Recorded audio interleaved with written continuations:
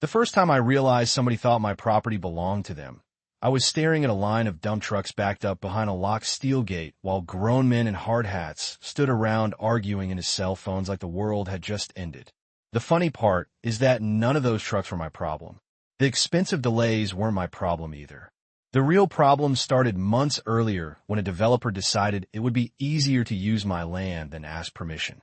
Looking back now, that's probably the most expensive assumption anybody has ever made about me. My name is Daniel Mercer, and for almost 20 years I've owned 12 acres just outside a small town in western Tennessee. It isn't some giant ranch or luxury property. It's mostly open field with a few mature trees, a barn that probably should have been torn down 20 years ago, and a modest house where I've spent more evenings drinking coffee on the porch than I can count. The thing I always loved about that place was the quiet. When I bought it back in 2008, the area was mostly farmland. You could sit outside at sunset and hear crickets, distant tractors, maybe a dog barking somewhere across a fence line. That was about it. My property sat in a strange position. The front touched County Route 18, while behind me was a much larger tract of undeveloped land, around 40 acres or so. For years, nobody cared about that back parcel. It just sat there collecting weeds and wild grass. Sometimes deer wandered through it. Sometimes local kids rode dirt bikes across it. Nobody had plans for it, at least none that I knew about. Then things started changing. It began with survey markers. Little colored flags appeared near the tree line one weekend. A few weeks later, I noticed pickup trucks parked out there. Then came the equipment. Bulldozers, excavators, utility crews. Eventually, a giant sign went up near the road. Future home of Cedar Ridge Estates. That's when I learned the property had been purchased by a developer named Preston Hale. I didn't know Preston personally. Never met him. Never shook his hand. Never got a letter introducing himself. But for what people around town said, he was the kind of guy who walked into rooms already assuming he'd get his way. Successful, wealthy, connected, always moving fast. Honestly, I didn't think much about him at first. It wasn't my project. It wasn't my business. I figured his engineers had worked everything out. Access roads, permits, utilities, all the boring stuff developers deal with before construction begins. Apparently, I gave them too much credit. One Monday morning, I left for work before sunrise like I always did. Everything looked normal when I drove out. My field was still my field. Nothing unusual. Then I came home that evening and nearly drove off the road. At first, my brain couldn't process what I was seeing. There was a road where no road had existed that morning. Not a dirt trail. Not tire tracks. An actual construction road. Fresh gravel. Professionally graded. Wide enough for heavy equipment. It started near the highway, crossed the edge of my front field, and stretched straight toward the development property behind me. I parked my truck and just sat there staring. I remember thinking maybe I was missing something obvious. Maybe the county had done work nearby. Maybe I was looking at someone else's land. Maybe I was losing my mind. But no, the more I looked, the worse it got. So I got out and walked the entire length of it. About 18 feet wide. Compacted stone. Heavy machinery tracks everywhere. Whoever built it hadn't sneaked in overnight with shovels.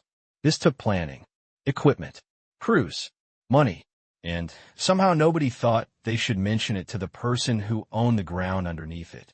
I found a number on the Cedar Ridge Estate sign and called immediately. A man answered after 2 rings.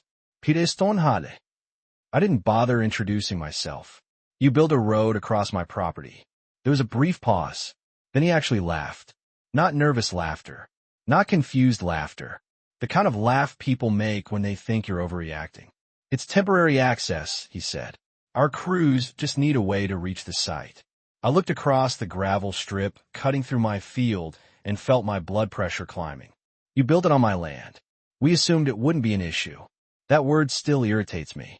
Assumed. Like property rights were some optional courtesy.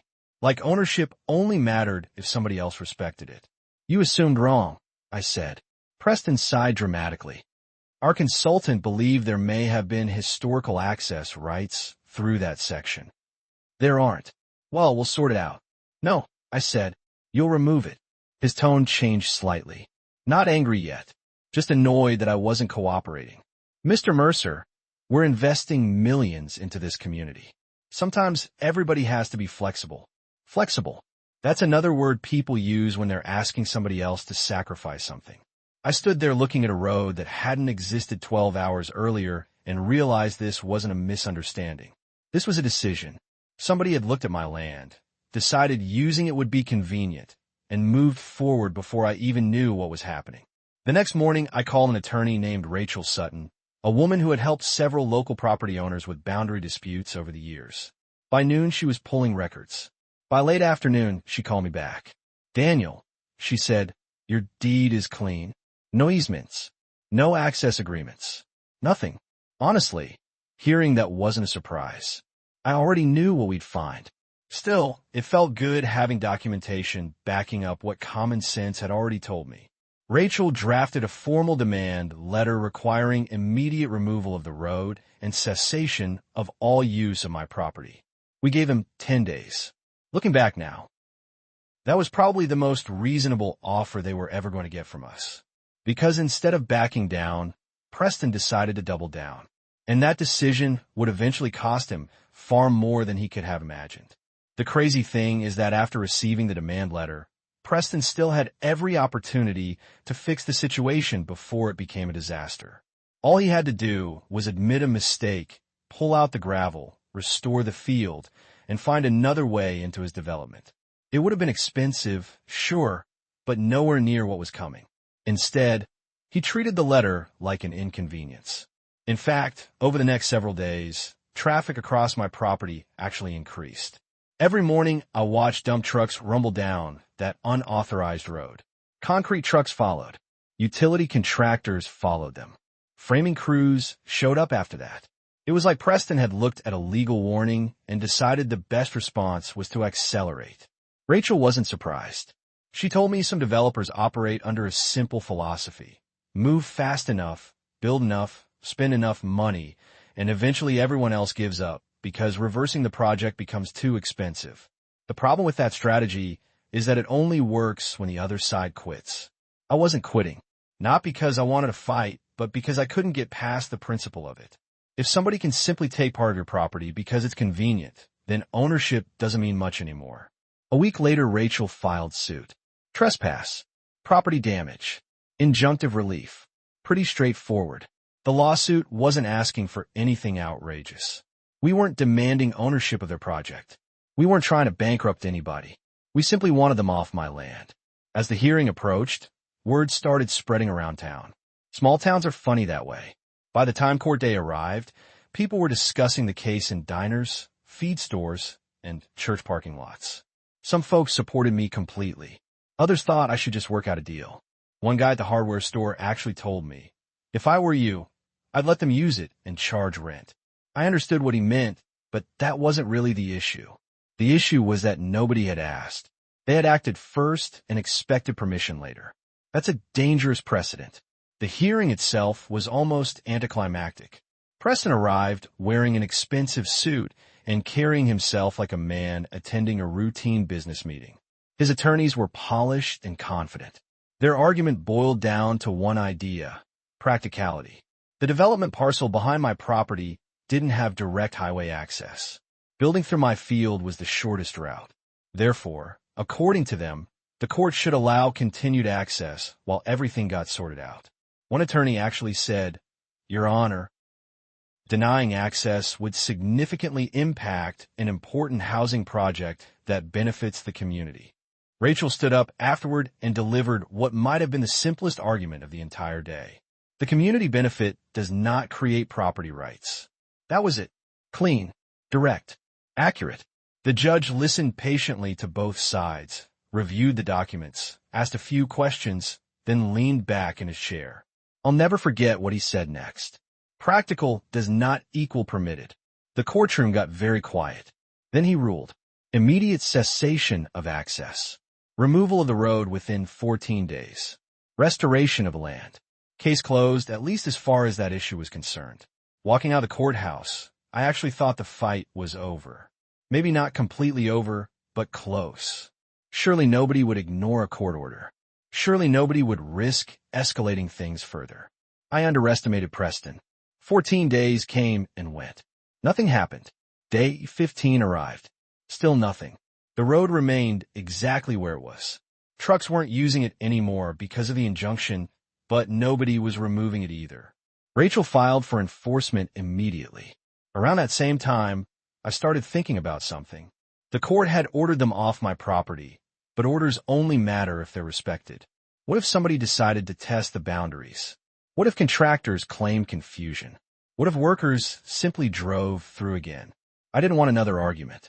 I wanted certainty, so I installed a gate. Not a decorative gate. Not some lightweight farm entrance. I mean a serious steel gate mounted on concrete set posts with industrial hardware. The kind of gate that sends a message from 100 yards away. Then I took things one step further. Along the inside edge of the gravel strip, entirely within my own property line, I had a shallow trench dug. Nothing dangerous. Nothing illegal. Just enough to prevent vehicles from trying to bypass the gate through the field. Every step was reviewed with Rachel beforehand. Everything was lawful. Everything was documented. And then came a morning I'll probably remember for the rest of my life. I was drinking coffee on my porch when I heard engines in the distance. One truck appeared, then another, then another. Within minutes, a line of construction vehicles had formed at the gate. They stopped, waited, backed up, pulled forward again. Workers climbed out. Some pointed at the lock. Others stared at the trench. One man kicked dirt in frustration.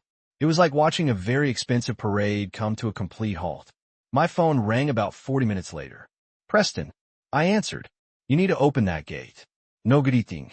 No small talk. Just immediate demands. Good morning to you too, I said. This isn't funny.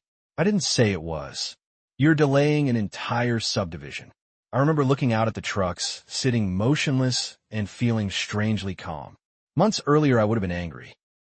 Now I was simply tired. No, Preston, I said. You're the one delaying your subdivision. You did it the moment you built a road on property you don't own. Silence. Then came the threats. Lost profits. Damages. Project delays. Investor concerns. Contractor costs. He listed them like I was supposed to feel responsible. But every item on that list traced back to a decision he had made. Eventually, he hung up. The next several weeks were brutal for his project. Without legal access, construction slowed to a crawl. Then it stopped entirely. County officials began asking questions. Permit approvals stalled. Inspections were delayed. Lenders became nervous. Contractors started taking jobs elsewhere. That's something a lot of people don't understand about development projects. Momentum is everything. Once momentum dies, problems multiply quickly. One delay becomes 10 delays. One expense becomes 20 expenses. Every day costs money. Every week costs more. Preston tried fighting through the courts again. He requested emergency relief, arguing that continued delays were causing severe financial harm. The judge wasn't sympathetic. During one hearing, according to Rachel, the court essentially pointed out the obvious. Financial harm created by your own choices is still your responsibility. In other words, nobody was going to rescue him from consequences he had manufactured himself. By then, another layer of the story had started emerging. Through local conversations and public records, we learned that several consultants had apparently warned Preston about the access issue before construction even began. Not everyone agreed on the details, but enough information surfaced to paint a pretty clear picture. There have been discussions. Questions have been raised. Alternative routes have been considered. Yet someone decided pushing forward would be faster. Whether that decision came directly from Preston or people working under him hardly mattered anymore. The result was sitting right there behind a locked gate. Eventually, reality caught up with him. Since my property was permanently off limits, he needed another entrance. The only viable option involved negotiating with a neighboring landowner on the far side of the development. Unlike me, that neighbor wasn't interested in preserving a field. He was interested in getting paid, and he knew exactly how desperate Preston had become. Negotiations dragged on for weeks, then months. Every delay increased pressure. Every stalled permit increased costs. Every contractor sitting idle increased frustration. Finally, an agreement was reached. Preston purchased a narrow strip of land that could legally connect his development to a secondary road. The reported price was over $90,000, and That was only the beginning, because buying the land wasn't enough. Engineers had to redesign site plans. Surveyors had to redo work. Utility layouts had to change. Additional approvals had to be obtained. Entire sections of the project timeline had to be rebuilt from scratch. What started as a shortcut was turning into a financial avalanche, and the final bill wasn't even close to finished. By the time everything finally settled down, nearly a year had passed since the day I came home and found a road crossing my field. A full year of lawyers, hearings, paperwork, delays, rumors, and phone calls that I honestly could have lived without. But in the end, reality arrived for everyone involved. Once Preston secured the alternative access route, crews began removing the gravel road from my property. I stood there one afternoon watching excavators tear apart the very thing they had been so determined to keep. Truck after truck hauled away crushed stone. Graders reshaped the soil. Fresh topsoil was brought in. Grass seed was spread across the disturbed ground. It was strange seeing the field slowly return to what it had been before somebody decided convenience was more important than ownership. At one point, an older equipment operator climbed down from his machine and walked over to where I was standing. He looked out across the field for a few seconds and then shook his head. "Whole thing could have been avoided with one conversation," he said. I remember laughing because after everything that had happened, that simple sentence probably summed up the entire story better than any lawyer ever could. One conversation, one knock on the door, one respectful request. That's all it would have taken. Maybe I would have still said no. Maybe we would have negotiated something temporary. Maybe we would have found a compromise that worked for everybody. The truth is we'll never know because nobody ever gave me the chance to make that decision. They made it for me, and that's what bothered me more than the road itself. A few months later, I ran into Preston for the first time face-to-face at a county planning meeting. We had spent nearly a year connected through attorneys and court filings, yet we'd never actually spoken in person. He looked older than I expected. Not physically old, just tired, like somebody carrying around a very expensive lesson. We exchanged a brief nod. Nothing hostile, nothing dramatic. Then, surprisingly, he walked over. For a second, I thought another argument was coming. Instead, he looked at me and said, "You know, everybody told me you'd eventually cave." I smiled. Everybody told me you'd eventually ask permission. For the first time, he actually laughed. Not the arrogant laugh from our first phone call. Just a tired laugh from a man who knew exactly how things had turned out. He shook his head and said, "That road cost me a lot more than $90,000. I know, I replied. Neither of us said much after that. We didn't become friends. We didn't suddenly agree about everything. But there was something almost strange about the moment. The fight had consumed so much energy for so long that once it ended, there wasn't much left to say. Life moved on. The development eventually opened. Families moved into the neighborhood. Kids started riding bicycles through streets that hadn't existed before. The world kept turning. Meanwhile, my field grew green again. The gate stayed where it was. The trench eventually filled in naturally. And every now and then, when I drive past Cedar Ridge Estates, I still think about how close all of this came to being avoided. Because here's the thing most people miss when they hear this story. It was never about the gravel. It was never about the gate. It wasn't even about the money. It was about respect. Property rights are really just another way of saying boundaries. Not fences. Not survey markers. Boundaries between what belongs to you and what belongs to someone else. Those boundaries only work when people choose to honor them. The moment somebody decides their goals matter more than your rights, conflict becomes inevitable. Looking back, I don't feel victorious. I don't sit around celebrating the setbacks Preston suffered. Honestly, I would have preferred a boring outcome. I would have preferred a simple conversation over a year-long legal battle. But if there's one thing I learned through all of it, it's that standing your ground isn't the same thing as being stubborn. Sometimes standing your ground is simply refusing to surrender something that was never anybody else's to take in the first place. And every now and then, the most powerful word in the English language isn't yes, isn't compromise, isn't negotiation. It's no. A calm, lawful, well-documented no. That's the word that stopped a multi-million-dollar development from using my field like it belonged to them. Now I'm curious what you think.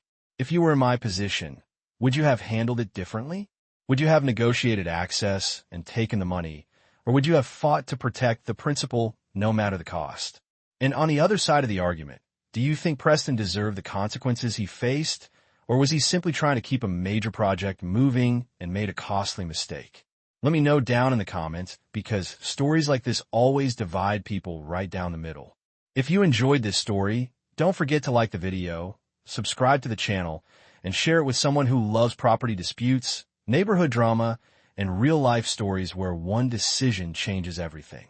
And remember, sometimes the shortest shortcut ends up becoming the longest road of all.